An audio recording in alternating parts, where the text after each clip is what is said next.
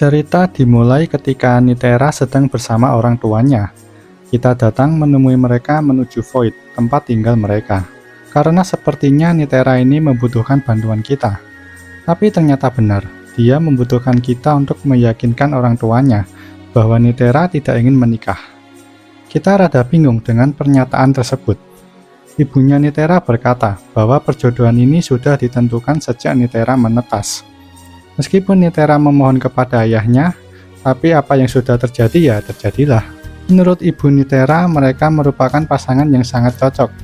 Ayahnya juga berkata bahwa pasangan Nitera yaitu Ryuji juga merupakan setengah manusia dan setengah naga, sama seperti Nitera. Ayah Ryuji merupakan seekor naga, dan ibunya merupakan seorang elf. Mereka merupakan keluarga yang harmonis.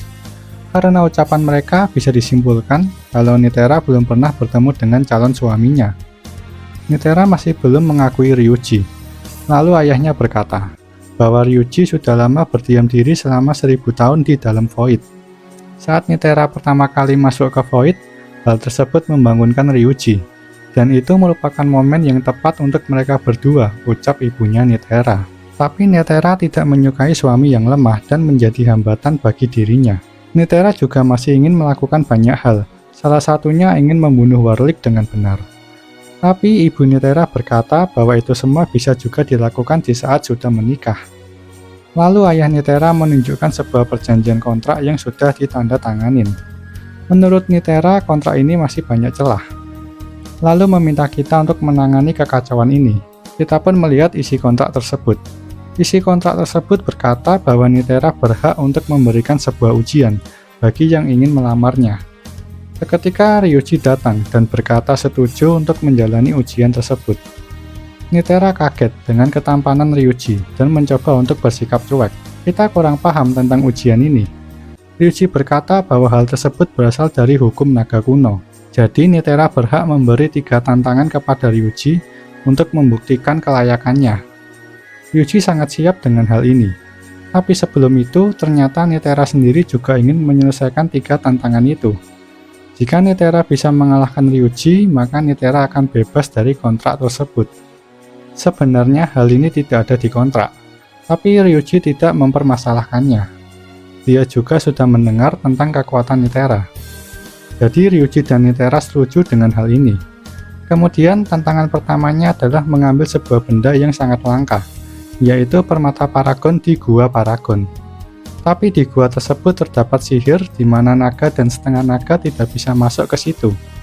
Nah, justru karena hal mustahil tersebut, akhirnya tantangan pertama dimulai. Jadi, trik dari Nitera untuk masuk ke gua tersebut adalah dengan menyuruh kita yang memasukinya. Saat memasuki gua tersebut, ternyata sudah dipenuhi dengan monster Void Elemental dan juga Void Bear. Kita pun segera membereskannya supaya bisa menambang dengan tenang. Saat kita mulai menambang, ternyata di sebelah kita ada orang yang sedang menambang juga. Ternyata orang tersebut adalah Artix. Artix juga tak menyangka bisa bertemu dengan kita di Gua Paragon Void. Kita bertanya terkait apa yang dilakukan Artix. Dia menjawab bahwa sedang membantu teman barunya yang ingin memenangkan sebuah kontes. Lalu kita menduga bahwa orang tersebut pasti bernama Ryuji. Dan ternyata memang benar, kita di situasi yang sama, dengan kita yang memihak Nitera. Kita berdua pun tertawa canggung, lalu segera berlomba untuk menambang lebih cepat. Kita berdua pun bersamaan dalam mendapatkan permata Paragon. Artix kemudian lari lebih dulu, akan tetapi kita menarik jubahnya. Saat kita hendak memanjat, Artix menyusul dengan memanjati kita. Kita pun keluar dari gua bersamaan, lalu melompat secara bersamaan. Dan pada akhirnya kita berdua seri di tantangan pertama ini. Ryuji akan menunjukkan kelayakannya dan tidak akan menyerah. Dan sisi itulah yang Artix sukai dari Ryuji. Tantangan kedua adalah mengambil sarung tangan Goleria di makamnya. Makam tersebut adalah tempat suci. Jika kita mengganggunya, itu akan memicu amarah para Void Spirits. Meskipun begitu, Ryuji tetap tidak akan menyerah. Akhirnya kita sampai di lokasi untuk mendapatkan sarung tangan Goleria. Kita harus berhadapan dengan para monster Void Gas yang tinggal di sini. Setelah itu kita juga melawan Void Larva yang selalu ada di berbagai belahan Void. Lalu selangkah lagi kita mencapai sarung tangan itu dengan melawan monster yang menghadang. Setelah itu Nitera segera membuka peti yang ada di depannya. dan sarung tangan tersebut masih ada di sini. Saat Nitera hendak mengambilnya, ternyata Ryuji juga ikut menarik sarung tangan tersebut. Nitera menariknya dengan sekuat tenaga, sementara Ryuji juga tidak mau kalah. Sarung tangan tertarik ke kanan dan ke kiri, sampai sarung tangan tersebut hancur berkeping-keping. Jadi kali ini pun tidak ada yang menang. Tapi masih ada satu kesempatan lagi bagi Nitera untuk menang, dan tentu saja itu juga berlaku bagi Ryuji. Lalu tantangan terakhir sangat to the point, yaitu mengalahkan Void Giant yang sudah Nitera panggil dengan magicnya. Ryuji sangat kaget dengan hal itu, lalu meminta kita semua untuk segera menghentikannya sebelum menghancurkan kuil itu, karena tidak ada yang bisa mengalahkannya sendirian. Kita semua pun tiba di kuil tersebut, lalu melewati para monster Void Larva dan juga Void Elemental. Kita pun lalu mulai bertarung dengan Void Giant, sembari mengulur waktu untuk Ryuji dan Nitera dalam rencana mengalahkannya. Sungguh sangat kuat sekali monster tersebut, seperti yang diucapkan Ryuji. Kita pun berusaha mati-matian dalam mengalahkannya.